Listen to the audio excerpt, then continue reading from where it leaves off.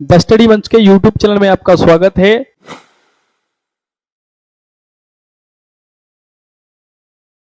मैं के दीक्षित सर। तो ध्यान दीजिए बेटाओ, आपके कुछ ही दिन शेष रह गए हैं बोर्ड परीक्षाओं के। तो मैंने आपकी सहायता के लिए कुछ महत्वपूर्ण प्रश्न हैं जो आप यदि उन्हें याद करके उन्हें पढ़कर यदि आप पेपर में जाते हैं तो मेरे को संपूर्ण विश्वास है कि उन्हीं प्रश्नों में से पेपर बनने की संभावना है। आप 100% पास हो जाएंगे, ये मेरी गारंटी है कि यदि इन प्रश्नों को, जो मेरे द्वारा बताए गए प्रश्न हैं, यदि इन प्रश्नों को पढ़कर यदि आप परीक्षाओं में जाते हैं तो 100% पास होंगे। ध्यान दो, देखो मैं प्रश्न बताता हूं आपको और इन पर फोकस करके आप इन्हें लर्न करके आप बोर्ड परीक्षाओं में जाइए। ये फिजिक्स के हैं, क्लास 12th के हैं। तो ध्यान दीजिए बेटाओ, देखो मैं कम समय में आपको बताने की कोशिश करूंगा जिससे कि आप बहुत महत्वपूर्ण समय है आपका, और उस महत्वपूर्ण समय को हम बिगाड़ेंगे नहीं आपके को। देखो बेटाओ, पहला प्रश्न है इसमें जो महत्वपूर्ण है, ये प्रश्न, ये सभी महत्वपूर्ण प्रश्न है। पहला प्रश्न है यहां, वैद्युत द्विध्रुव के कारण अक्षीय स्थिति में वैद्युत क्षेत्र की तीव्रता के लिए व्यंजक प्राप्त कीजिए। क्या करना है? व्यंजक प्राप्त करना है आपको। दूसरा प्रश्न है, बाहरी वैद्युत क्षेत्र में रखे वैद्युत द्विध्रुव पर बल आघूर्ण के लिए व्यंजक प्राप्त कीजिए। जो बाहरी वैद्युत क्षेत्र में रखे हुए जो वैद्युत द्विध्रुव पर लगने वाला जो बल आघूर्ण है उसके लिए क्या करना है? व्यंजक प्राप्त कीजिए। तीसरा प्रश्न है यहां, गॉस की प्रमेय लिखिए। क्या लिखना है बेटा? गॉस की प्रमेय लिखिए। देखो मैंने एक वीडियो भी पहले भी डाल रखी है, हो सकता है कि उसमें से ये आपको कुछ प्रश्न मैच करें। गॉस की प्रमेय लिखिए एवं सिद्ध करें गॉस की प्रमेय की सहायता से अनंत विस्तार वाले आवेशित चालक के कारण, जो अनंत विस्तार का जो आवेशित चालक है, वैद्युत क्षेत्र की तीव्रता के लिए व्यंजक प्राप्त कीजिए। मतलब एक तरह से समझिए आप, गॉस की प्रमेय के जो अनुप्रयोग हैं उसमें से कुछ भी पूछा जा सकता है। उसमें से यह भी पूछा जा सकता है आपको, जैसे मैंने आपको ये बताया है कि गॉस की प्रमेय की सहायता से अनंत विस्तार वाले आवेशित चालक के कारण वैद्युत क्षेत्र की तीव्रता, आपको चादर भी लिया जा सकता है। अब अगला है, ध्यान दीजिए, देखो एक लंबे आवेशित तार के निकट वैद्युत क्षेत्र की तीव्रता के लिए व्यंजक प्राप्त कीजिए। यदि रेखीय आवेश घनत्व लैम्ब्डा कूलाम प्रति मीटर है, तो यह प्रश्न आपको ये मोस्ट है। अगला है, गॉस की प्रमेय से ही है, गॉस के वाले से ही है, गॉस का नियम का उपयोग करके कूलाम का नियम निकालें। तो यह भी मोस्ट है। गॉस की प्रमेय से क्या करना है? कूलाम का नियम बताना है। अगला प्रश्न नंबर 6 है, वैद्युत द्विध्रुव क्या है? जो वैद्युत द्विध्रुव है क्या है? विद्युतीय द्विध्रुव के कारण किसी बिंदु पर विभव ज्ञात कीजिए। क्या ज्ञात करना है? विद्युत विभव ज्ञात करना है। अक्षीय या हो सकता है निरक्षीय, दोनों में से किसी एक को पूछ ले उसमें। 7वें प्रश्न की बात करते हैं यहां, किसी समांतर प्लेट संधारित्र के लिए ऊर्जा के लिए व्यंजक प्राप्त कीजिए। क्या करना है बेटा? यहां भी व्यंजक प्राप्त करना है। अब बात करते हैं यहां हम प्रश्न नंबर 8 की बात करते हैं। ये किसी संधारित्र की ऊर्जा घनत्व के लिए व्यंजक, ये मोस्ट है बेटा। ये यहां पावर में 2 होगा। 1/2 एप्सिलॉन नॉट स्क्वायर को प्राप्त कीजिए। तो यहां ये व्यंजक प्राप्त करना है हमें। अब देखिए आगे बढ़ते हैं इससे।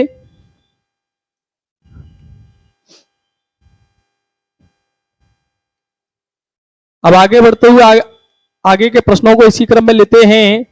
प्रश्न नंबर 9, किसी समांतर प्लेट संधारित्र के धारिता के लिए व्यंजक प्राप्त करना है। क्या करना है बेटा? धारिता के लिए व्यंजक प्राप्त करना है। प्रश्न नंबर अब बेटा 10, इलेक्ट्रॉनों के अनुगमन वेग के सिद्धांत के आधार पर ओम के नियम का निगमन। क्या करना है? ओम के नियम का निगमन करना है। अगला प्रश्न है 11, विद्युतीय परिपथ के लिए किरचॉफ के नियम का उल्लेख कीजिए। क्या करना है बेटा? किरचॉफ के नियम का उल्लेख करना है और परिपथ बनाकर समझाइए। और क्या बनाना है बेटा? परिपथ भी बनाना है और समझाना भी है। प्रश्न नंबर 12, बायो-सेवर्ट का नियम लिखिए। जो बायो-सेवर्ट का नियम है उसमें से भी पूछ सकता है कि बायो-सेवर्ट का नियम लिखिए। इस नियम की सहायता से वृत्ताकार धारावाही लूप के केंद्र पर वैद्युत क्षेत्र की तीव्रता का निगमन कीजिए। तो यहां बायो-सेवर्ट का जो नियम है, बायो-सेवर्ट के नियम से भी पूछा जा सकता है। प्रश्न नंबर 13, दो समांतर रेखीय धारावाही चालकों के बीच लगने वाले बल के लिए सूत्र की स्थापना करनी है। यह भी क्या करना है बेटा, सूत्र की स्थापना करनी है, यहां भी डेरिवेशन करना है। और इसके आधार पर 1 एम्पियर की परिभाषा दीजिए। देखो क्या कर सकता है, कभी कभी यह भी पूछ लेता है कि एम्पियर, 1 एम्पियर किसके बराबर होता है, 1 एम्पियर को परिभाषित कीजिए। अब बात करते हैं प्रश्न नंबर 14 की बात करते हैं बेटा। यहां सिद्ध कीजिए कि एक समान त्रिज्या चुंबकीय क्षेत्र में धारावाही कुंडली पर आरोपित बल युग्म टाउ बराबर NIAB होता है। यह आपको सिद्ध करना है इसमें। तो यह भी प्रश्न बहुत महत्वपूर्ण है परीक्षा की दृष्टि से। अगला प्रश्न है प्रश्न नंबर 15, प्रत्यावर्ती धारा के लिए वर्गमूल एवं शिखर मान, जो वर्ग माध्य मूल मान होता है और शिखर मान होता है, से आप क्या समझते हैं। और इसमें संबंध स्थापित कीजिए। क्या करना है, संबंध स्थापित करना है। तो ध्यान देना है, इनसे क्या करते हैं, कभी कभी न्यूमेरिकल भी पूछ लेते हैं, तो इस पर भी महत्वपूर्ण ध्यान देना है। अब बात करते हैं बेटा आगे, नेक्स्ट प्रश्नों की बात करते हैं।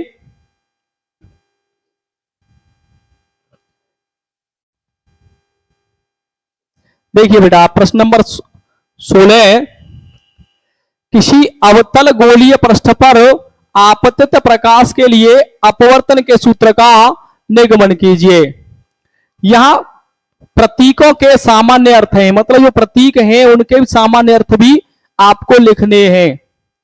या ये पूछ सकता है बेटा, या तो ये पूछेगा, या ये नहीं पूछा तो ये पूछने की संभावना प्रबल है। यहां उत्तल गोलीय पृष्ठ के लिए अपवर्तन का सूत्र स्थापित कीजिए, यह भी पूछा जा सकता है बेटा, बहुत प्रबलता होती है इसमें।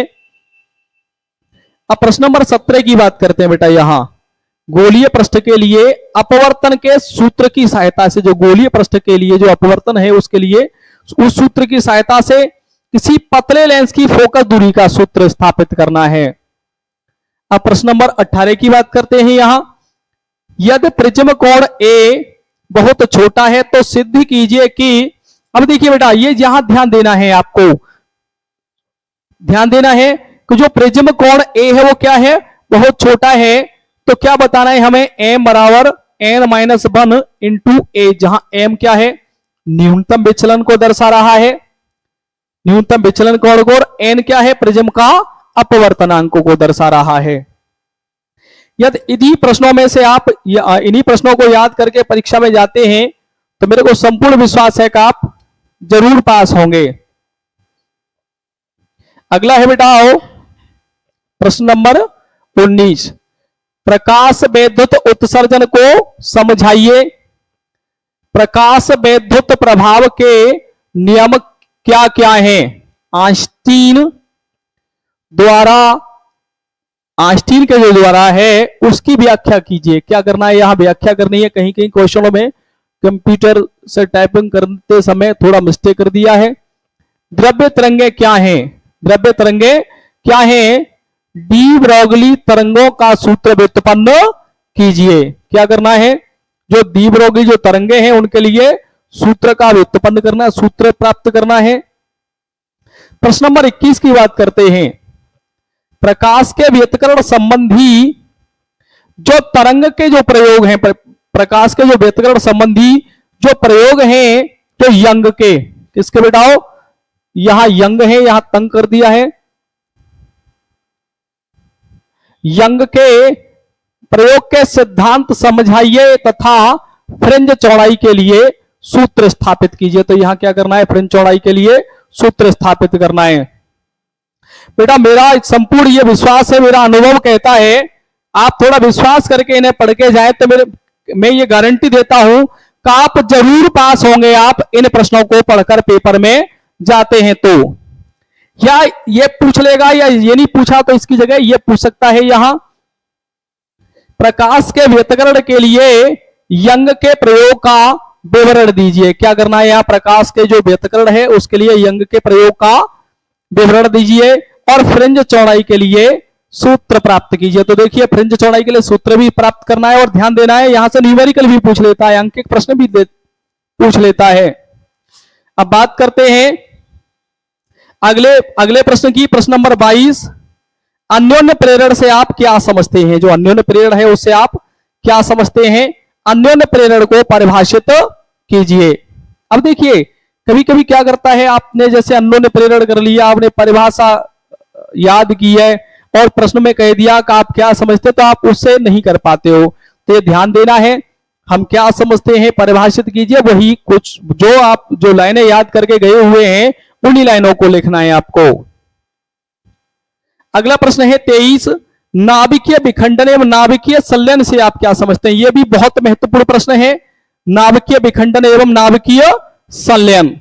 तो इसे भी बहुत महत्वपूर्ण प्रश्न है, ये बहुत बार पेपरों में आया हुआ है।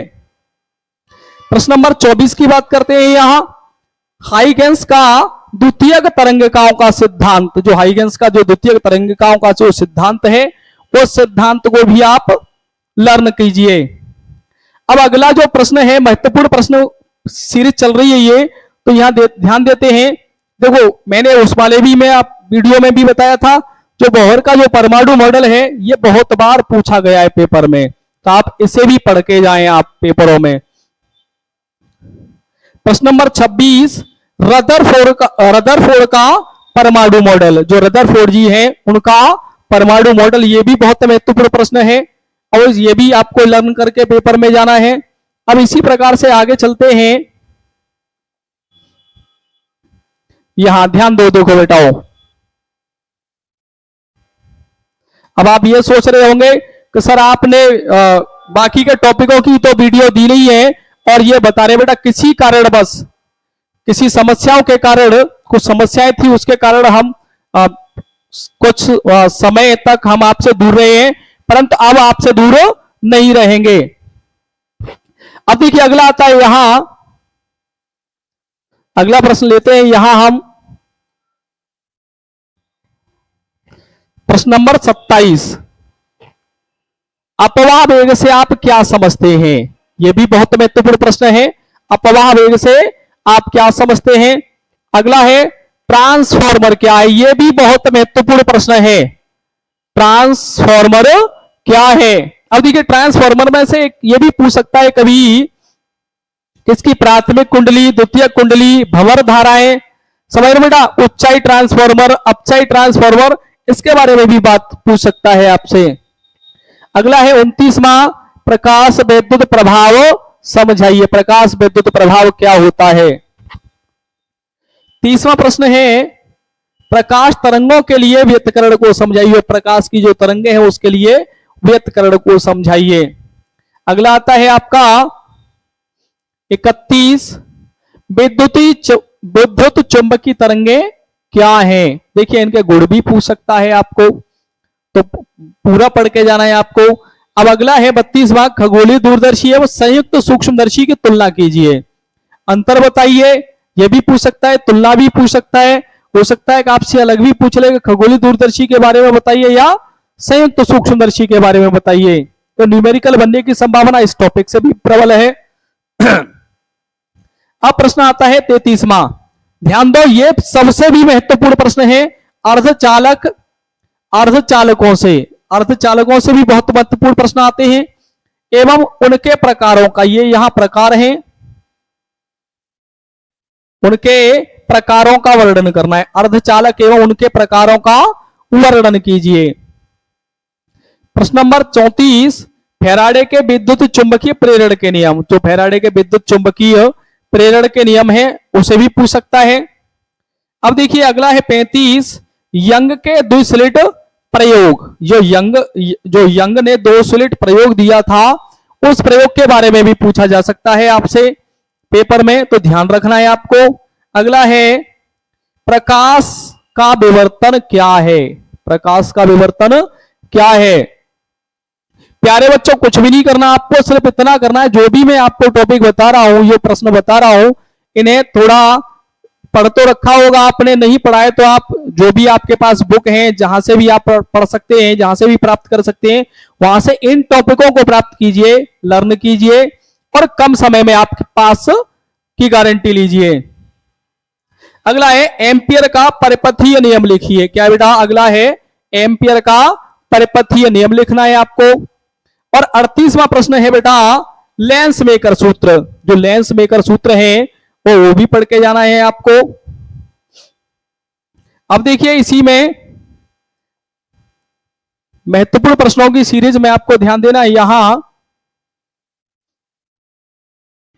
देखो बेटा एलसीआर परिपथ, ये ध्यान रखना है, इससे न्यूमेरिकल भी बहुत पूछा जाता है एलसीआर परिपथ से।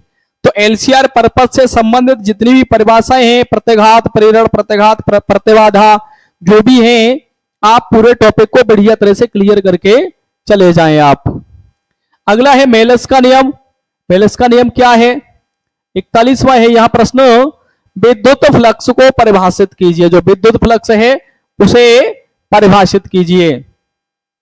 अगला है हमारा द्रव्यमान क्षति एवं बंधन ऊर्जा। द्रव्यमान क्षति एवं बंधन ऊर्जा को परिभाषित कीजिए। हो सकता है कि कुछ पहली वाली वीडियो में और कुछ दूसरी वाली वीडियो में कुछ प्रश्न मैच कर रहे हो। अगला है फ्लेमिंग के बाएं हाथ का नियम लिखिए। जो फ्लेमिंग के जो बाएं हाथ का नियम है उसे लिखिए। और अगला प्रश्न आता है बेटा प्रश्न नंबर 44, आवेश की गतिशीलता को परिभाषित कीजिए या आवेश की गतिशीलता को प्रभावित करने वाले कारकों का वर्णन कीजिए। यह भी पूछा जा सकता है आपसे। अब देखिए इसी में देखो बेटा क्या है, यहां ये तो प्रश्न हो गए हमारे महत्वपूर्ण, यहां तक प्रश्न महत्वपूर्ण हो गए। अब इससे संबंधित क्या है, देखिए यहां क्या है बेटा, यहां ये महत्वपूर्ण सूत्र हैं। क्या है बेटा? यहां ये कुछ महत्वपूर्ण सूत्र हैं। आप इन सूत्रों को क्या करें, देखो इनसे क्या होता है, इनसे न्यूमेरिकल बनने की प्रबल संभावना होती है इनसे। और विकल्पों में भी पूछे जाते हैं, जो एमसीक्यू प्रश्न आते हैं आपके उनमें भी पूछ लिया जाता है। तो ये जो जितने भी आपको मैं बता रहा हूं, आप उन्हें पढ़ के पेपर में जाते हैं तो आपको डबल फायदा होगा। एक तो आप न्यूमेरिकल सॉल्व कर देंगे, जो अंक के प्रश्न आते हैं उन्हें सॉल्व करेंगे, और दूसरा ये एमसीक्यू में आता है, जो एमसीक्यू प्रश्न आएंगे उसमें आता है तो वहां भी आपको एक नंबर प्राप्त कराएंगे। जैसे ध्यान दीजिए, आपको यहां कुछ फॉर्मूला में मिस्टेक कर रखी है। हमारे जो कंप्यूटर वाले जो टाइपर हैं वो बहुत बढ़िया हैं, आपसे क्या कहें, पर चलो जो भी है हम कोशिश करते हैं कि अगली बार और बेटर करके लाएं आपके लिए। फोटोन की गतिशीलता का जो द्रव्यमान का सूत्र है, फोटोन के संवेग का सूत्र, फोटोन की ऊर्जा और फ्रिंज, फ्रिंज की कोणीय चौड़ाई। क्या है? फ्रिंज की कोणीय चौड़ाई के लिए है। फ्रिंज की चौड़ाई, जो फ्रिंज की चौड़ाई है उसके लिए है ये। अब अगला है निरपेक्ष अपवर्तनांक। निरपेक्ष अपवर्तनांक के लिए सूत्र आगे है यहां दो माध्यमों का अपवर्तनांक। दो माध्यमों के अपवर्तनांक देखिए क्या है, यहां आप इन्हें यदि लर्न करके जाते हैं तो आपको बहुत बड़ा फायदा मिलेगा। निर्वात में प्रकाश की चाल वटे माध्यम में प्रकाश की चाल, यह भी पूछा जा सकता है। इसमें से एक चीज और पूछ लेता है आपको कि निर्वात में तरंग धैर्य और किसी माध्यम में तरंग धैर्य, इसमें से दो में से कुछ भी आपको पूछा जा सकता है। तो कभी यह भी पूछ लेता है, कभी कभी यह भी पूछ लेगा। जैसे मान लीजिए यहां निर्वात में जो किसी प्रकाश की जो तरंग धैर्य है वो लैम्बडा ए है, और क्या पूछ ले आपको कि यहां मीडियम में बताइए किसी माध्यम में प्रकाश की तरंग धैर्य ज्ञात कीजिए, तो ये वाला फॉर्मूला भी आपको यूज करना है उसमें। अब देखिए बेटा यहां आगे बात करते हैं हम, यहां एलआर परिपथ से संबंधित सूत्र है ये। अब एलआर के बाद देखिए सीआर, एलसी। अब सबसे महत्वपूर्ण बात करते हैं बेटा, यहां सबसे महत्वपूर्ण बात है यहां इन वाले टॉपिकों की। ये आपको जरूर आपको सफलता दिलाने में सहायक होंगे। एलसीआर परिपथ ये सबसे महत्वपूर्ण, इस इन सभी टॉपिकों में सबसे महत्वपूर्ण है एलसीआर परिपथ, या वोल्टता ज्ञात करने के लिए है, ये क्या है प्रतिबाधा ज्ञात करने के लिए है, और ये है बेटा धारा का वर्ग माध्य मूल मान के लिए है। ये बेटा आप इन्हें लर्न कर रहे हैं जिससे कि आप कम समय में बड़ी अंक प्राप्त करें। अब देखिए बेटा ये है यहां स्वप्रेरकत्व के लिए ये फॉर्मूला दे रखा है, यहां चुंबकन तीव्रता के लिए ये, धारा घनत्व के लिए J बराबर I/A या NE V बेस में D, जो अपवाह वेग में भी आपको सहायता करेगा। वैद्युत शक्ति के लिए सभी फॉर्मूले हैं यहां वैद्युत शक्ति के लिए। तो ये वैद्युत शक्ति वगैरह तो मेरे अंदाज में जहां तक है आपको कम पूछा जाता है, परंतु देखिए यहां आपका आता है विशिष्ट चालकता एवं धारा घनत्व में संबंध, तो आप यहां इन्हें, अब देखिए ऐसा भी हो सकता है पहले आप बढ़िया पढ़ें, पूरा पढ़ें, बहुत बढ़िया है, मान लीजिए कुछ बच्चे इतने कमजोर होते हैं कि उन्हें लर्न नहीं होता, बड़ी समस्या रहती है उन्हें याद करने में, तो उनकी याद करने की क्षमता कम है। तो मान लीजिए आपने कोई फॉर्मूला याद किया है, एक नंबर में कोई परिभाषा पूछ ली आपसे, कुछ कम नंबरों में परिभाषा पूछ ली आपसे, तो क्या आप सूत्र लिख के उसके बारे में कुछ थोड़ा लिख देंगे, तो आपका ये है कि आपका नंबर बिल्कुल शून्य नहीं होगा, कुछ ना कुछ आपको जरूर प्राप्त होगा उसके बारे में। तो देखिए यहां क्या है, संधारित्र की धारिता के लिए ये सूत्र है, वैद्युत विभव के लिए ये सूत्र है। अब आगे बात करेंगे बेटा, यहां ये कुछ सूत्र हैं आपके लिए, दो बिंदु आवेशों के बीच वैद्युत स्थितिज ऊर्जा के लिए है, ये फॉर्मूला वैद्युत स्थितिज ऊर्जा के लिए है। अब उत्सर्जित तरंग की आवृत्ति के लिए ये फॉर्मूला है। अधिकतम तीव्रता के लिए बेटा ये लगाएंगे हम, यहां क्या होता है जो एम्पलीट्यूड होता है, जो आयाम होता है प्यारे बच्चों, उसे क्या करते हैं अधिकतम तीव्रता में जोड़ देते हैं, और मिनिमम जो न्यूनतम तीव्रता होती है वहां क्या करते हैं आयामों को क्या कर देते हैं घटा देते हैं। तो इससे न्यूमेरिकल भी पूछ लेते हैं कि दो तरंगों के आयाम कुछ दे रखे हैं अनुपात में, उनके अधिकतम एवं न्यूनतम तीव्रताओं का अनुपात बताइए, तो उसमें भी ये सहायक होगा। अब ध्यान दो प्यारे बच्चों, यहां अब ये सभी जो फॉर्मूले हैं आप इन्हें लर्न कर लें, स्क्रीनशॉट ले लें आप इनके। अब इसके बाद आता है बेटा यहां कुछ और, अब ये आता है आपका ऑप्टिक्स से, प्रकाशिकी से जो संबंधित फॉर्मूले हैं आपके ये आते हैं। इनसे देखिए क्या है, इनसे न्यूमेरिकल बनने की संभावना बहुत अधिक होती है, तो आप कुछ मैंने आपको उसमें से महत्वपूर्ण प्रश्नों में से निकाल के आपको ये कुछ महत्वपूर्ण सूत्र दिए हुए हैं जो आपको पेपरों में सहायता प्रदान करेंगे।